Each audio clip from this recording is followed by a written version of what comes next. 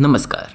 आइए सुनते हैं विनोद कुमार शुक्ल द्वारा रचित नौकर की कमीज पार्ट 6। पीर की मजार की वजह से यह दफ्तर देहातियों, टांगे वालों, रिक्शे वालों के बीच मजार वाला दफ्तर कहलाता था।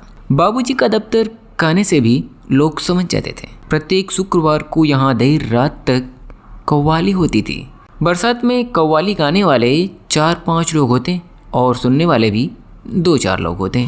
मंगलवार को प्रसाद चढ़ाने वाले दफ्तर में बहुत थे, पर ये लोग दफ्तर के अंदर के हनुमान जी पर उतना विश्वास नहीं करते थे।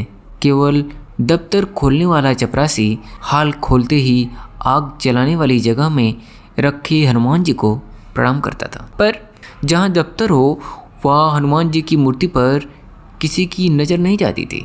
एक साहब थे, उनके कमरे में चपरासी अगरबत्ती जलाकर वातावरण को शुद्ध करता था। साहब ने नियम पूर्वक इसे करने के लिए कहा था। दफ्तर के लोग उनको अगरबत्ती वाले साहब कहते थे। एक बार एक किसान अपने लंबे चौड़े परिवार के साथ नारियल अगरबत्ती लेकर बिना किसी से पूछे टेबलों के बीच से घुसते हुए हनुमान जी की तरफ जाने लगा। चपरासी और बाबुओं ने टोका, अरे अरे कहाँ घुस रहे हो, क्या काम है, रुको पार चलो। किसान ने घबराकर कहा, महाराज मनता माना था, हनुमान जी को प्रसाद चढ़ाना है। अब मनता माने थे? कब मनता माने थे? एक ने पूछा।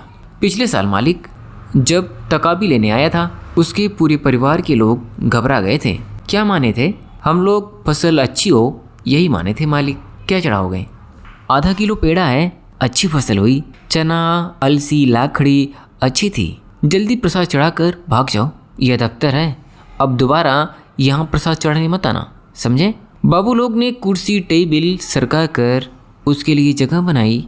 उन सब ने डरते हुए जल्दी फूल पत्ती चढ़ाकर पूजा की। एक चपरासी ने नारियल फोड़ा, पेड़ा चढ़ाया गया, प्रसाद बांटा गया। बहुत थोड़ी लोगों को प्रसाद मिला। देवांगन बाबू को जो टुकड़ा मिला था उसके उन्होंने बहुत छोटे छोटे टुकड़े किए। हम लोगों को उन्होंने बांट दिया।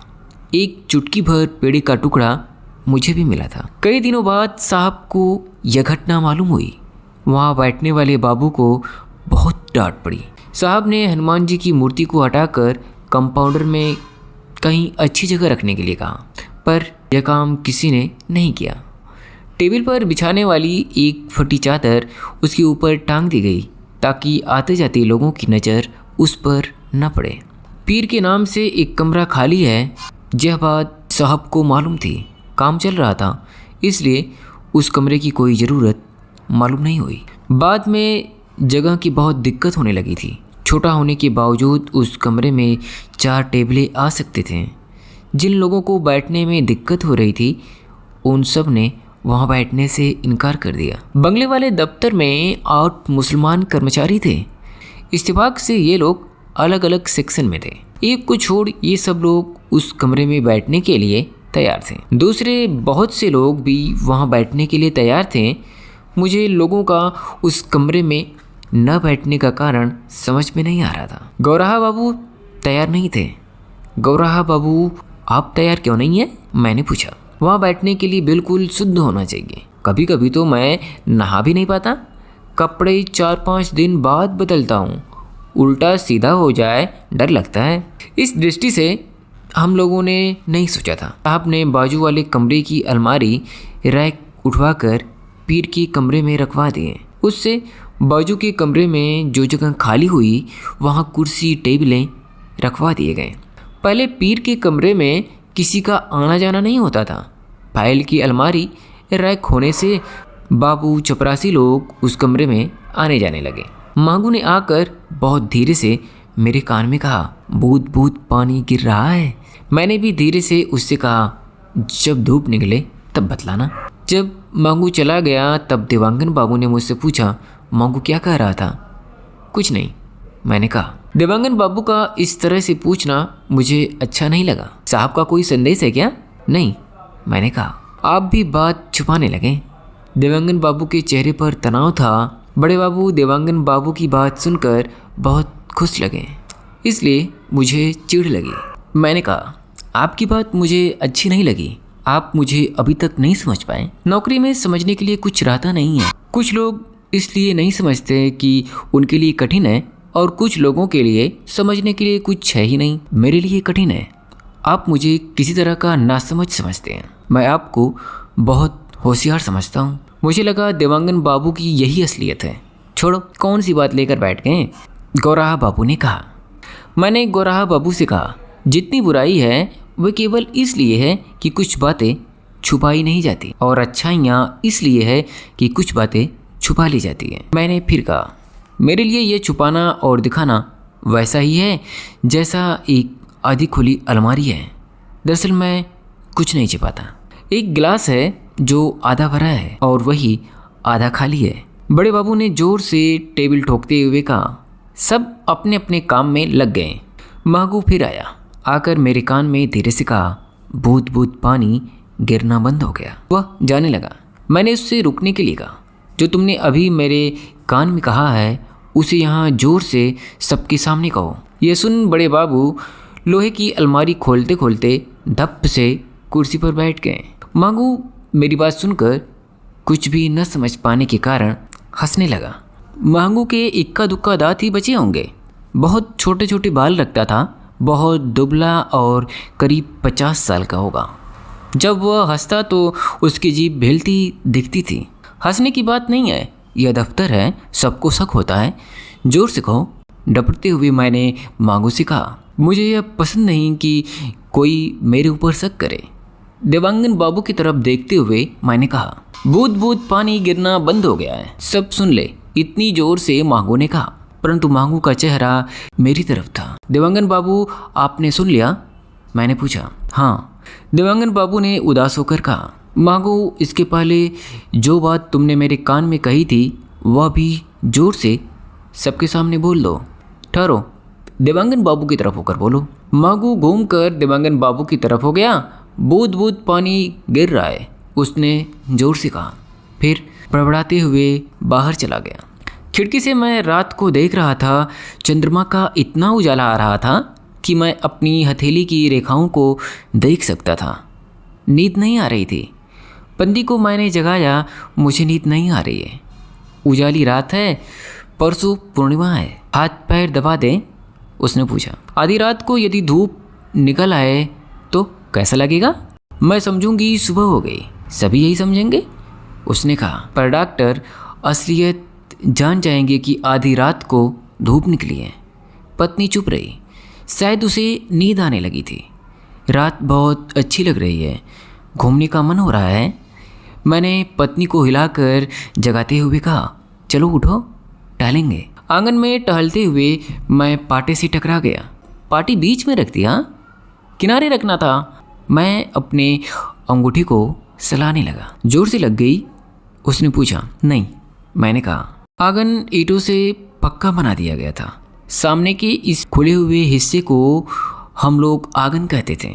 जहाँ पर ईंट समतल नहीं थी वहाँ गीलापन जमा था, और जहाँ गड्ढा था वहाँ पानी जमा था। पत्नी पाटे की दीवार के पास रखकर उस पर बैठ गई। मुझको थकावट लग रही है, उसने कहा। मैंने पूछा, चंद्रमा से खप्परे नहीं सूखेंगे? हाँ, घुटनों के ऊपर सिर रख कर उसने कहा। चांदनी में इस तरह वह मुझे बहुत अच्छी लगी। रिक्शे की खड़खड़ और उसमें बधे घुंघरुओं की आवाज़ सुनाई देने लगी। यह वक्त हावड़ा बम्बई एक्सप्रेस का था। एक्सप्रेस गाड़ी आ गई है, मैंने कहा। पिताजी जब भी आए इसी गाड़ी से आए, उसने कहा। अब उसकी आवाज़ में थकावट नहीं थी, वह धीरे धीरे सचेत हो गई थी। मेरे ससुर आने की सूचना तार से दे देते थे। फिर भी जब रिक्शा घर के पास आने लगा तो मैं रिक्शा देखने बाहर निकल आया। बाहर आकर देखा कि रिक्शा घर से आगे दूर जा चुका था। सड़क खाली थी। सड़क की बत्तियों से चंद्रमा का उजाला बदरंग हो गया था। मुझे अपने ससुर का इंतज़ार कहाँ था? मुझे धूप का इंतज़ार था। चांदनी रात में धूप वाली सुबह की संभावना बढ़ाती थी। सूरज बम्बई हावड़ा एक्सप्रेस से नहीं आता, वह मेरा ससुर नहीं था। मैंने मुस्कुराते हुए सोचा, ओस गिरने का यह मौसम नहीं था, यह मौसम बरसात का था। ओस से खप्परे शायद थोड़े गीले हो जाते, पर ओस से छत नहीं टपकती। यदि ओस से छत टपकती तो यह इतना कम और रुक रुक कर होता कि उसकी टपकने से मज़ा आता। ओस से टपकने की बात सोचते सोचते मुझे नींद आने लगी। पत्नी कब की सोने चली गई थी। सुबह मैं बहुत देर से उठा, 8 बज गए थे। नींद खुलने के बाद भी मैं बिस्तर से नहीं उठा। दफ्तर जाने का मन नहीं हो रहा था। मैं बहुत कमजोरी महसूस कर रहा था। हाथ पैरों में दर्द हो रहा था। मैं समझ गया अब मुझे तेज बुखार आएगा। तुमको बुखार चढ़ा है? पत्नी मुझे उठाकर देखकर पास आई। कैसा लग रहा है? माथा सहलाते हुए उसने पूछा। अच्छा नहीं लग रहा है, हाथ पैरों में बहुत दर्द हो रहा है। मैंने कहा ठंड लग रही है। ओढ़ने के लिए वह चादरें ले आई। 2 चादर सिर पर ओढ़कर मैं लेटा था, फिर भी मुझे ठंड लग रही थी। वह ज़्यादा दूध की चाय लेकर आई, उसमें सूट पड़ी थी। चाय मुझे अच्छी लगी, मुझ में ताकत आ गई। मैं पेशाब करने के लिए उठा।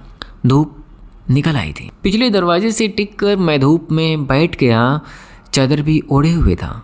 धूप में मुझे बैठा देखकर उसने कहा, धूप में बुखार और चढ़ जाएगा, बहुत ठंड लग रही है, कंबल दो ओढ़ने के लिए। सुनो, अपन लोग खपरे खुद बनवा लेंगे, डॉक्टर से अब कहने की ज़रूरत नहीं है। क्या हुआ जो अपने ही पैसे खर्च हो जाएंगे? पत्नी मुझे समझा रही थी। बिस्तर पर लेटते ही मुझे नींद आ गई। बीच बीच में मेरी नींद खुल जाती थी। तब पत्नी चाय या दूध के लिए पूछती थी, मैं सिर्फ पानी पीता। बुखार बढ़ता हुआ देखकर पत्नी ने दूध वाले से खबर भिजवाकर संपत को बुला लिया था। बुखार में मैं ऐसा महसूस कर रहा था कि बहुत गहरी नींद आ रही है और मुझे जागना भी है। लगता था हड्डियों में, पूरे ढांचे पंजर में दर्द हो रहा है। मुझे कंधे पर किसी ने लाद लिया था। आँख खोलकर मैंने देखा संपत था। टूटी दीवार के बीच से गुजरते हुए संपत कुछ लड़खड़ाया, पर दीवार का सहारा लेकर संभल गया। बुखार में देखी हुई किसी महायुद्ध की फिल्म का सीन मुझे अपनी तरह याद आ रहा था। मैं लड़ाई में घायल हो चुका हूँ, परंतु बचपन का दोस्त संपत अपनी जान की परवाह न करते हुए मुझे लाद कर भागने लगा है। राइफल मशीन गनों की गोलियों की बौछार के बीच से मुझे कंधे पर लादे हुए भागा जा रहा है। दलदल कीचड़ ऊंची ऊंची घास से छुपता बचता हुआ जा रहा है। जब तक वह सिरस के पेड़ के पास नहीं पहुंचा था, तब तक मुझे बुरी तरह घायल होने के बाद भी पहले बचने की उम्मीद थी, परंतु अब कोई उम्मीद नहीं है। जैसे वह मुझे दुश्मनों की जमीन में ले आया था। मुझे उतार दो, मैं चल सकता हूँ, कराते हुए मैंने कहा। संपत ने मेरी बात की परवाह नहीं की।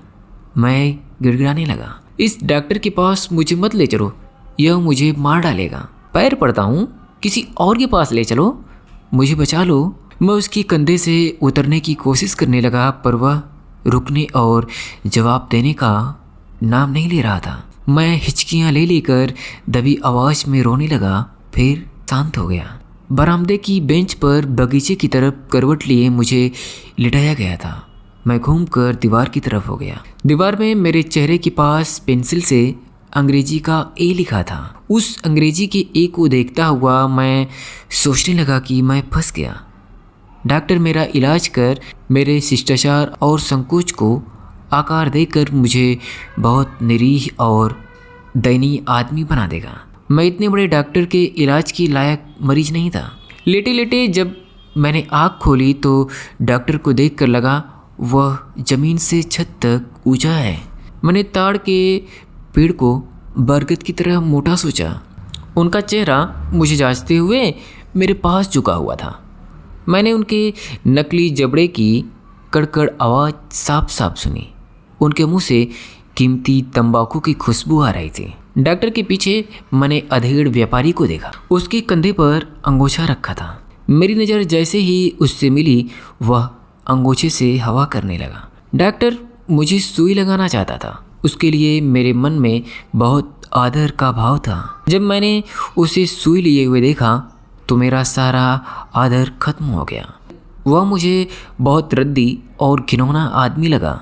कुछ लोगों ने मुझे पकड़ रखा था। मैं सुई नहीं लगवाना चाहता था। मैं आँख बंद कर मन ही मन डॉक्टर को गालियाँ देने लगा। दूसरे दिन मैं बहुत ठीक हो गया। डॉक्टर ने अनाज के लिए मना कर दिया था। मेरे हाथ पैर में खुजली होने लगी थी। खुजली धीरे धीरे दोपहर तक कम हो गई। जब भी मच्छर, चींटी या खटमल के काटने का मुझे धोखा होता था, दोपहर को अचानक मेरी नज़र खिड़की पर गई तो देखा कि महंगू टकटकी बाधे देख रहा है। क्या बात है? मैंने पूछा। कुछ नहीं कहता हुआ वह भाग गया, जैसे उसकी चोरी पकड़ी गई हो। मेरी आवाज़ सुनकर पत्नी दौड़ कर आई। महंगू टोह लेने आया था, मुझे देखते ही भाग गया। जब मैं बीमार नहीं था तब मुझे रात को झिंगुरों की आवाज़ सुनाई देती थी। अब मुझे दिन को भी झिंगुरों की आवाज़ सुनाई देने लगी थी। कोने कोने में मुझे मनहूसियत दिखाई देती थी, इसलिए ज़्यादा समय मैं आँख बंद किए रहता था। एक कप दूध पीने के बाद जब मैं आँख बंद कर लेटा तो मुझे एक दृश्य दिखलाई दिया कि मैं एक तेज गेंद के पीछे उसे पकड़ने के लिए कूदता फांदता भाग रहा हूँ। वह गेंद एक समझदार गेंद है। मुझसे बचने के लिए लुढ़कते हुए वह झाड़ियों के बीच जाकर खो गई। नहीं, जानबूझकर छुप गई है। गेंद न मिलने के कारण मैं निराश होकर लौटता हूँ। जब डॉक्टर के कंपाउंडर में एक ट्रक ईंट से भरी आकर रुकती है, ड्राइवर से जाकर मैं पूछता हूँ कि ईंट किस लिए है। बहुत मुश्किल से बाद में इस मकान के अंदर मैं, मेरा परिवार, मेरी गृहस्थी अंदर से साकल लगाकर सुरक्षित थी या जानबूझकर कैदी। आखिर कहाँ जाया जा सकता है? समझबूझकर पढ़ लिख कर कैदी, इससे छुटकारा कहाँ होगा? अपना खुद का मकान, इससे छुटकारा है क्या? इस बात की कल्पना में एक बड़ा खेद था। महत्वपूर्ण बात, जिंदा आदमी की कलाई में बधी बंद घड़ी नहीं थी, मरे आदमी की कलाई में बधी चलती घड़ी थी। मेरा मामला मुर्दे आदमी की चलती घड़ी का था। डॉक्टर साहब ने रोज़ दिखवाने के लिए कहा था। पत्नी ने कहा, वह बहुत कातर होकर बोली थी, घबराई हुई भी थी, जबकि ऐसी कोई उसकी खामोशी वैसी ही थी जैसे न्यूज रील में तूफान और बाढ़ के सीन आते रहते हैं, पर किसी कारणवश आवाज़ बंद हो जाती है और तबाही के सीन गुजरते रहते हैं। उसकी घबराहट और दुख को मैं अनदेखा कर दिया करता था। उसकी बाढ़ के न्यूज रील की तरह जो मुझे घर बैठे सुनाई देता था, पर दृश्य कहाँ दिखता था। तबाही के आंकड़े और दुख वाली धुन सुनाई देती थी। दफ्तर से मैंने 5 रोज़ की छुट्टी ले ली थी। दोपहर को बड़े बाबू आए थे। बड़े बाबू स्टूल में बैठ गए। मेरे माथे पर हाथ लगाकर उन्होंने पूछा, कैसी तबीयत है? ठीक हूँ। आपको तकलीफ़ हुई बड़े बाबू? मैं बहुत मजबूरी में हूँ, मैं छुट्टी नहीं लेता, यह आप जानते हैं। कहते हुए मेरा गला भर आया। अरे तकलीफ़ कैसी? तुम तो मेरी लड़की की तरह हो। मांगू से मालूम हुआ कि तुम्हारी तबीयत बहुत ख़राब है। छुट्टी की दरख्वास्त पाकर मैंने मांगू को तुम्हें देखने के लिए भेजा था। तुम्हारा काम गौराहा बाबू देखेंगे। देवांगन बाबू से मैंने देखने को कहा तो उन्होंने मना कर दिया। गौराहा बाबू तैयार हैं, मैंने कह दिया है। आज शाम को तुम्हें आकर मिलेंगे। छुट्टी की दरख्वास्त मैंने भिजवा दी है। तुम बिल्कुल चिंता मत करो। खर्चे के लिए रुपए की ज़रूरत तो नहीं है? नहीं, ज़रूरत होगी तो आपसे मांग लूँगा। मैं आपको अपना हितैषी समझता हूँ। मकान मालिक डॉक्टर है, इनका ही इलाज चल रहा है, फीस के पैसे नहीं लेंगे, ऐसा मुझे लग रहा है। मैंने कहा, अच्छा है जो पानी नहीं गिर रहा है, नहीं तो तुम झंझट में फंस जाते। खप्परे सुधर गए होंगे? नहीं, अभी तक तो नहीं सुधरे। 3 दिन तक लगातार धूप नहीं निकली, बराबर बदली छाई रहती है। खप्परे सूख जाएंगे तब कारीगर बनाएगा। छत की चर्चा मुझे अच्छी नहीं लग रही थी। पत्नी चाय ले आई थी। तुम लोग बेफिक्र रहो, दफ्तर की चिंता मत करो, पत्नी को भी सुनाते हुए बड़े बाबू ने कहा। शाम को दफ्तर से देवांगन बाबू आए। आते ही उन्होंने पूछा, बड़े बाबू आए थे? हाँ, मैंने कहा। क्या कह रहे थे? दफ्तर के बारे में बेफिक्र रहने के लिए कह रहे थे। छुट्टी की दरख्वास्त उन्होंने आगे बढ़ा दी है। क्या बात है? ऐसे ही पूछ रहा हूँ। कुछ देर बाद गौराहा बाबू भी आ गए। आप यहाँ हैं और मैं आपको ढूंढ रहा था कि साथ साथ चलेंगे। गौराहा बाबू ने देवांगन बाबू से कहा। देवांगन बाबू कुर्सी पर बैठ गए थे। गौराहा बाबू मेरी चारपाई पर बैठे। मैं दीवार से पीठ टिकाए चारपाई पर बैठ गया था। दोनों के आ जाने से मुझे लग रहा था कि दफ्तर में हूँ। बड़े बाबू आकर गए। देवांगन बाबू ने गौराहा बाबू से कहा, कब? गौराहा बाबू ने पूछा। दोपहर को, मैंने कहा। 10-15 मिनट बैठकर दोनों चले गए। घर में दूध नहीं था, इसलिए चाय नहीं बनी। आधा किलो ज़्यादा दूध लेने के बाद भी आज दूध नहीं बचा था। काफ़ी दूध मैं पी गया था। मैंने पत्नी से कहा, डॉक्टर साहब के पास जाना है, 6 बज रहे होंगे। मरीज रहते हैं तो डॉक्टर साहब देर तक बैठते हैं। मैं भी चलूं? पत्नी ने पूछा। अकेले चला जाऊंगा, अब तो बहुत अच्छा हूँ। डॉक्टर साहब के इंजेक्शन ने जादू की तरह काम किया है। मुझे तो लग रहा था कि महीनों उठ नहीं सकूंगा। वह मेरे साथ साथ कंपाउंडर की टूटी दीवार तक आई। मैंने उससे कहा, अब तुम जाओ, कुएं तक चलती हूँ। उसने कहा, इसके बाद कहोगी सिरस के पेड़ तक चलूँगी? नहीं कहूँगी। कुएं के पास पहुँचते ही मैंने कहा, अब तुम जाओ। मेरे कहते ही वह घर चली गई, क्योंकि घर खुला था। सामने का दरवाज़ा बंद था, इसलिए उतना खतरा नहीं था, आदमी का भी और बिल्ली का भी। दूध घर में था ही नहीं। बरामदे में बिल्कुल भीड़ नहीं थी। अधिकांश लोग निपट चुके थे। 3-4 लोगों के साथ 2 मरीज बरामदे में थे। एक अंदर था। अधेड़ व्यापारी भी बैठा था। उसके साथ बीमार औरत नहीं थी, वह अकेला था। मुझे देखते ही वह मेरे पास आकर बैठ गया। कैसी तबीयत है? उसने पूछा। ठीक हूँ, कल आपकी तबीयत बहुत ख़राब थी, अभी बहुत अच्छे हैं। डॉक्टर की दवा ने अच्छा कर दिया, कहकर वह हंसने लगा। क्यों हंस रहे हैं? मैंने पूछा। बुखार में आप डॉक्टर साहब को गालियाँ दे रहे थे। सुनकर मैं अस्तब्ध रह गया। क्या मैं गालियाँ दे रहा था? मेरे मुंह से निकला। हाँ, बीमार की बात का कोई बुरा नहीं मानता। फिर आप तो बुखार में बेहोश थे। डॉक्टर साहब बहुत अच्छे हैं, यह मैंने आपसे पहले ही कहा था। संपत ने मुझे कुछ नहीं बताया। आपके साथ जो था उसका नाम संपत है? जी हाँ, मेरा दोस्त है। आपकी बड़ी फिक्र कर रहा था। बहुत पुरानी दोस्ती है। हम दोनों एक ही जगह के रहने वाले हैं। सच सच बतलाइए, क्या मैं गालियाँ दे रहा था? मैंने निश्चिंत करना चाहा। मुझे क्या पड़ी है जो आपसे झूठ बोलूँगा? मैं आपकी फिक्र में मर रहा हूँ और यहाँ आप भी बगीचे में बैठने नहीं आए हैं। बीमार हैं, कल बहुत बीमार थे। क्या हुआ जो अभी बहुत अच्छी तबीयत है? बिल्कुल स्वस्थ तो नहीं है? ऐसी वैसी नहीं, छाट छाट कर गालियाँ दे रहे थे आप। जब डॉक्टर आपको इंजेक्शन लगाने लगा तब आप गुस्से में उठकर बैठने की कोशिश करने लगे। कह रहे थे, साला हरामी डॉक्टर मार डालेगा। माली बचाओ, मेरा दोस्त संपत मेरी जान का दुश्मन हो गया है, डॉक्टर से मिला हुआ है। माली मुझे बचाओ।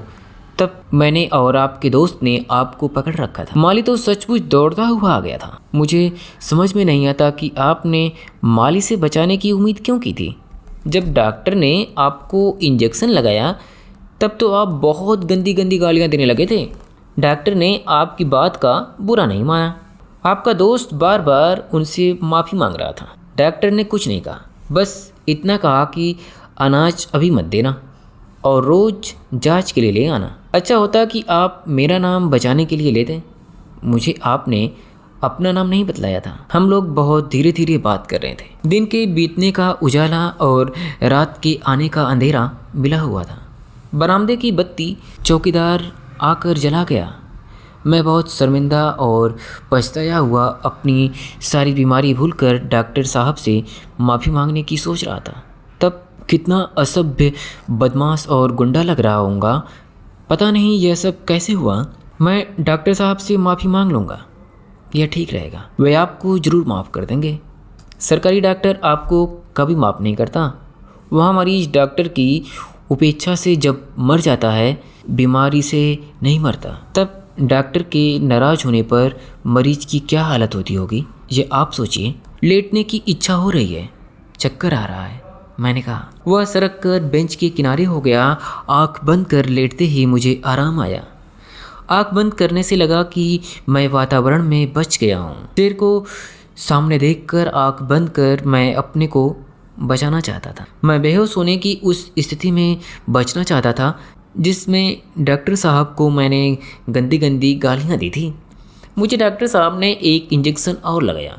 घर जाने के पहले मैंने अधेड़ व्यापारी से पूछा, इस बार भी डॉक्टर साहब को गालियाँ दी थी? नहीं, इस बार तुम डॉक्टर साहब से माफ़ी मांग रहे थे। डॉक्टर साहब के लिए भविष्य में गर्दन कटवाने के लिए तैयार थे।